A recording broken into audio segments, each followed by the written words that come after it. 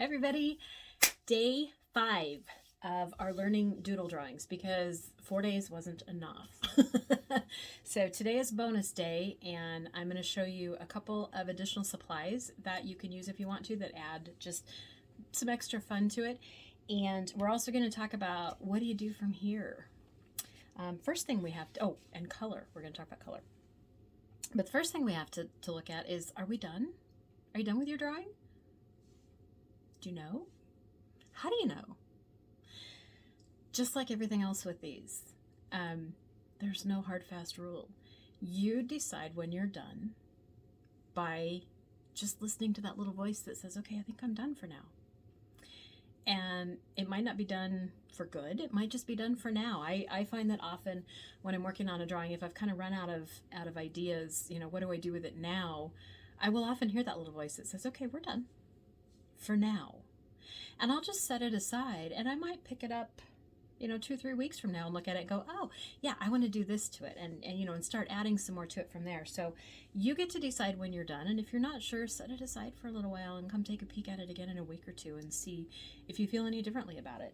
When you peek back at it, you might say, yeah, it is done. So no hard, fast rule. And I know that can sometimes be, the hard part about drawings like this, because there really aren't any rules for anything. It's part of the fun because you get to decide what you're going to do, but you also then get to decide when you're done and, how far you're going to go.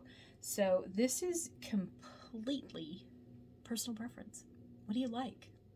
If you like, maybe less busy, more clean, maybe you do fewer doodles. If you're like me and you like it really busy, maybe you do a lot of doodles. You get to decide. Or play around with both. If you aren't sure, play around with both and see what you like. So you have complete freedom on this type of project, and that's part of what I love about it. I hope that through this you have also noticed the shift that can happen when you're drawing. Mind calms down a little bit. Breathing maybe calms down a little bit. Body relaxes a little bit. I had a comment from somebody this morning that said she woke up at 1 o'clock in the morning and couldn't go back to sleep. So she pulled out some paper and a pen and started doodling like this. And in a very short period of time, she noticed that everything just kind of calmed down, mind relaxed, and she was able to go back to sleep. And that's the magic of this. There's a lot of science behind using art as a tool in that way, because it can shift the way we think. It can shift the way your body feels. It can shift how your emotions feel. Sometimes the shift isn't huge, sometimes it is, but even if you get a little bit of a shift, that's the magic in this. And that's part of why I like sharing this with everybody. It's just a fantastic tool for overall well-being. And going back to something I said in one of the earlier videos, you can think of this type of drawing practice as almost a journaling practice. You don't ever have to show it to anybody. Do something like this for you. Express your creativity for yourself. Don't worry about what anybody else thinks of it. If you want to show them, great, but you don't have to. I make plenty of these that never see the light of day. There's a little shelf over there in my studio that has a stack of papers a mile high that is just drawings like this that, when I feel like I need to calm my mind down or the days just felt like too much. Or if I wake up way too early in the morning, I want to go back to sleep. I've done that same thing. They're just drawings I've made for me. So you certainly don't have to share these with the world. These are yours, okay? So with that, I'm going to flip this around. I'm going to show you a couple more supplies and some more fun things to do with this. We'll talk about color a little bit. And then at the very end, we will talk about where do you go from here? Because these certainly aren't the only doodle designs on the face of the planet. I wanted to start with these because they're easy. They pack a lot of visual punch, so I thought, they would create something fun for you, but the options are endless with this. So at the tail end, we'll talk about where you go from here, how do you get some more ideas, things like that, okay? So I'm going to flip the camera around. Okay, so here are my two. And kind of following on the idea of, are you done or not? I don't feel like I'm done with this one. I'm going to add some more to this one, and part of that is because I want to show you a couple more supplies. This one, I think I'm done. I did add a little bit of color to it last night. And we're going to talk about color here in just a minute. So I'm going to set that one aside for right now. I wanted to show you adding some additional kind of pizzazz to these, particularly if you end up with a lot of black spaces. And I also want to show you how to, and I had a spot and now I can't find it. Oh, right here on this one, I don't know if you can see, I kind of smudged the black ink a little bit. I'm going to show you how to fix that if you want to fix it. So the extra tools or extra supplies that I wanted to show you are additional fun pens. I love having a white pen to come back and add some additional embellishments or whatever in the whites. And you can also use the white pen to cover any of the smudges you may have made. I've got a couple of different white gel pens, and I have found that white gel pens they're just unreliable. My search for a good white pen has kind of been the bane of my existence for a long time, but we have Poscas. This one I really love. It's an acrylic paint pen. Turn that other light on, maybe we can get a better look at that. It's an acrylic paint pen, and it comes in a variety of different tip sizes. This one is a nice narrow bullet tip. I think it's a 0.1, so it's a fairly fine tip. The name is Posca, Posca. You can usually find these at most art and craft supply stores, and if you can't find them there, Amazon has them. Dick Blick Art Supplies has them. Jerry's Artorama, I think, has them. So a lot of online places have these as well. I love these because they're a nice opaque white. They don't generally skip like ballpoint gel pens can. And you don't get a lot of bleed through with it. Now, white pens, you're going to get a little bit of bleed through just because of the nature of the pen, but I like these because it's a nice, solid, opaque white. I will caution you one thing on these, though. They're the type of pen where you have to push the tip in. I don't know if you can see this. You have to push the tip in to get the ink down into the tip. When your ink starts to run out, you just push that down a time or two to re-ink the tip. But I would not do that on your drawing. Do it on a separate piece of paper, because if you push too hard, you can get a great big splop of ink come out. And you don't want that great big splop of ink on your drawing. So always do that, pushing the tip down on a separate piece of paper. But I love these because you can come back in and add just some additional embellishments. Never underestimate the power of a line or a dot. So if I wanted to keep going on this one, I can come back in some of my black areas and just do something simple like adding some lines and dots here and there. Let me zoom in a little bit on this one so you can see a little bit closer. I can also use this to fix this little smudge spot. I can just go right over the top of it with my white paint pen and kind of cover up some of that smudge. And then wherever I want to add extra embellishments, and you can add, whatever embellishments you want, but that white pen just adds kind of a nice pop to things. Do be careful if you're using this pen. As I talked in the first couple of videos, you might want to use a Kleenex or a paper towel or something under your hand, because this is not going to dry as fast as like a gel ink pen.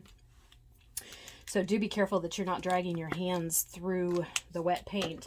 The other thing I wanted to show you was metallic pens. These two are called Pentel Sparkle Pops. And I just randomly found these at the grocery store in the school supply section and thought, oh, those look fun. And they have turned out to be really fantastic pens. So metallic pens can also do something similar. You can add just little embellishments of these metallic pens here and there wherever you want. I know that's kind of hard to see on camera with it just drawn. Let's see if I can get it in the light just right. With the metallics, you kind of have to have the light hit them just right, and you get a little bit of sparkle, which is really fun. Let me grab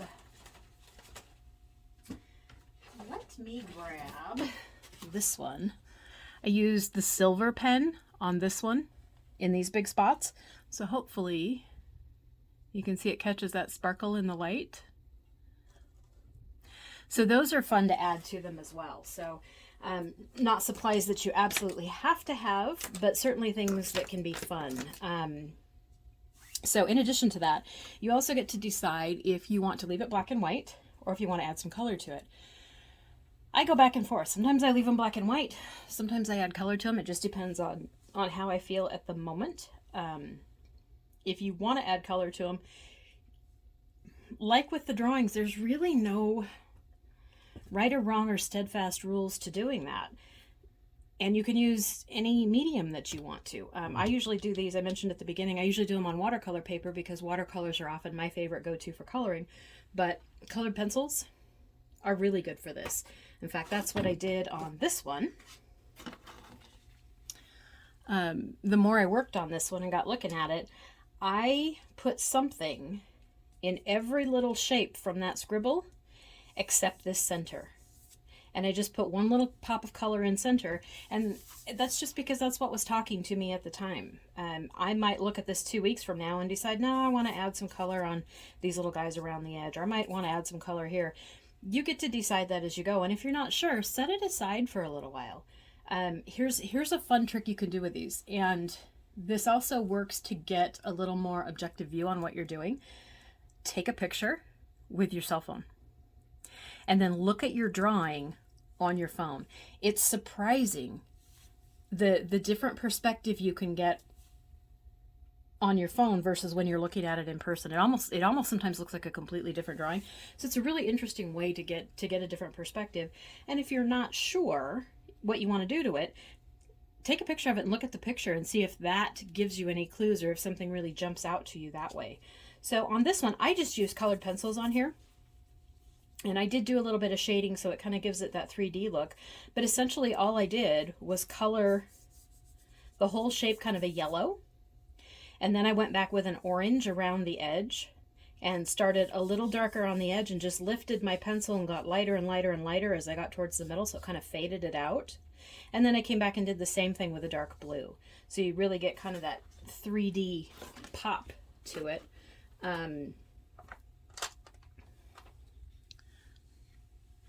So you get to decide where you want to do colors. Do you want to do them in the blank spaces, or do you want to color maybe every other line in some of these spaces, or do you want to color these in? You get to decide. That's kind of the fun of these, but it's also part of the fear sometimes is we kind of get into this I don't want to make a mistake mentality. And with this type of drawing, there really isn't, you can't do it wrong. Now, can you do it so that it ends up you don't like what you see? Absolutely. We all make what we would classify as ugly art. I make my share of ugly art. So what do you do if that happens? What do you do if you get it all done and you don't like the way it looks? Well, you could keep it. I often keep the art I don't think is so fantastic. Always put a date on them and just tuck it away somewhere. And then at the end of the year, pull all of those out and put them in chronological order. And it's a really nice kind of snapshot of how your skills have grown. Those ones you did at the beginning, I would bet, are going to look drastically different than the ones you did towards the end. And you can also see the ones you didn't like as much, and you can start to see patterns in what maybe you didn't like about it, so that maybe you can stay away from those things. If doing things really angular are the ones you don't like, then maybe don't do so much of that. Build in more curves and more flow, things like that. So I'm going to show you this shading trick here real quick. I colored those spots in with just a light green. And I'm going to come back with just a darker green pencil, and I'm going to start at the edge and work my way towards the center. And as I do that, I'm just going to go lighter and lighter and lighter on my pressure so that it eventually fades off to nothing. And same thing here in the middle. I'm going to start darker, and as I work towards the middle, I'm just going to go lighter and lighter on my pressure until it blends in, and you get kind of this 3D look. Now, depending on the pencils you're using, you might have to do that a couple times. You might have to come back with that same dark green and go a little bit darker at the edge, a little bit darker at the edge, and fade in. Colored pencils do best when you layer them. So you're going to start with a lighter color and then come back with darker, darker, darker over the top. And by doing that, you really get more kind of 3D and dimension added to it. And you can see it doesn't take too terribly long to do it. And when you combine the shading with the highlights that are already here, it really starts to look like it's got some 3D and curviness to it. So it's fairly easy to do that with colored pencils. But you could color these in with markers, you could color them in with crayons, you could color them in with watercolors, you could color them in with whatever you want to do. I would warn you, if you're going to use watercolors on them after you're done, make sure that the pens you use to begin with are waterproof.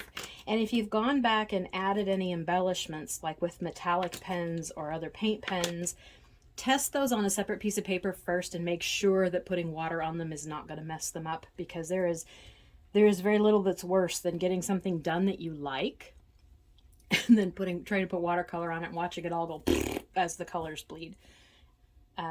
So always test your stuff on a separate scrap of paper with some water over it before you use watercolors on them. But I'm pretty tickled with the way these came out, and I'm hoping that you guys are with yours as well. I love the idea of taking all these different elements that have nothing to do with each other, don't look like they should go together. There's no concise theme to it, and yet when you add them all together, they really turn into something quite spectacular. So hopefully you've noticed that on yours as well. I am going to, I think I'm going to cut this off right here, and we'll talk just a little bit about where to find other ideas and how to continue from here, because obviously these things are not the only doodles on the face of the planet. There are tons and tons and tons more. These are things that have been around forever. If you think back maybe to grade school, if you used to doodle on your paper, I'll bet some of you made some of these kinds of shapes without even realizing it. So let's talk about where to go from here. Hi again. Okay, so I mentioned at the beginning that there are tons of options with this. These aren't the only doodle designs on the face of the planet. So I wanted to talk a little bit about, if you want to continue doing this, where do you get more ideas? What do you do? First off, use your own imagination. Try different sizes of paper. These are essentially the same patterns that we did. It's just a smaller piece of paper. And sometimes just changing the size of your paper can change the way your drawing comes out.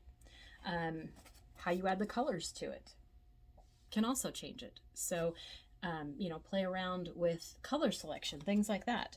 But also let your imagination run a little bit. If you didn't enjoy, starting with the see, I can't talk. If you didn't enjoy starting with the scribble part, maybe start with a different shape. This, I just took a pen and kind of made an oval a couple times with my pen and then divided it into squares and did the doodles in the squares. You could maybe take a piece of paper and just splash some watercolor on it and then do doodles in between where the watercolors are. That one's just straight lines. Nothing fancy there, but it turned out kind of cool, huh? Again, different idea, just playing with basic shapes. There's not a ton of doodles on this one, but they're all very basic shapes and lines. So you can play around with these, start with different shapes. You could even just start in the corner of your paper, start with one doodle and then do another doodle around it and just kind of build them across the whole paper if you don't want to start with that scribble part at the beginning. A good place to find ideas is Instagram and Pinterest. Both are fantastic. If you search on either for Zen Doodles or Zentangles, you will find thousands and thousands and thousands of ideas. I would caution you on doing that, to check the comparison thing that goes on in your brain when you start looking at those, because often the things you're going to find on there are going to be images that have been manipulated to a certain extent. I mean, we all do it. We maybe enhance the colors a little bit, or excuse me, put a filter on it to make the lines look a little smoother, something like that. So don't let the comparison factor kick in. Look at those designs from the perspective of how did they do that. So for instance, if you see something like this, and there's a piece of that that catches your eye, zoom in on it and say, oh, that's just lines down the middle and then angled lines coming off of it. Or, oh, that's just circles. So you can zoom in on those images and see, you know, the bits and pieces that are catching your eye, how they did those, so that you can then add that into your repertoire as well. It can be a rabbit hole that is hard to come out of because there's some really gorgeous stuff out there. Most of those things are done with fairly basic lines and shapes. And also, don't underestimate the power, like I mentioned a minute ago when we were doing the white marker, don't underestimate the power of basic shapes, circles, squares, you know, combining those together. Just play with the lines and the shapes, and you might be surprised what comes out of your own imagination. So with that, I think we're done for now. Please know that this is just a starting spot. The world of these kinds of drawings is wide open to you. You're in essence making abstract art with this, and how cool is that? Especially if you've not ever made art. You're making art. Isn't that awesome? I love it.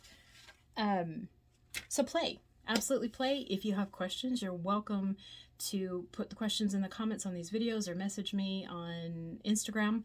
That's where I spend most of my social media time. So absolutely, I'm happy to answer questions if you have them. If you do want to share what you're making with somebody, but you don't want the whole world to see it, you're absolutely welcome to send those to me. Message them to me on Instagram or email them to me. And I'm absolutely happy to cheer you on, because I think this type of art is just so valuable, both from the perspective of creating something fun to look at. I mean, shoot, by doing these, you're creating your own coloring pages, aren't you? This is something you can share with your kids and teach them how to do. They can create their own coloring pages. And I think it's just good for our overall well-being to express creativity in any way that we can. And this is a nice, easy way that's accessible to a lot of people. So with that, I hope you enjoyed this. I hope you continue. If you have questions, let me know. If you want me to cheer you on, you're absolutely welcome to send me your pictures. And yeah, enjoy it. Have fun with it. I'll see y'all later.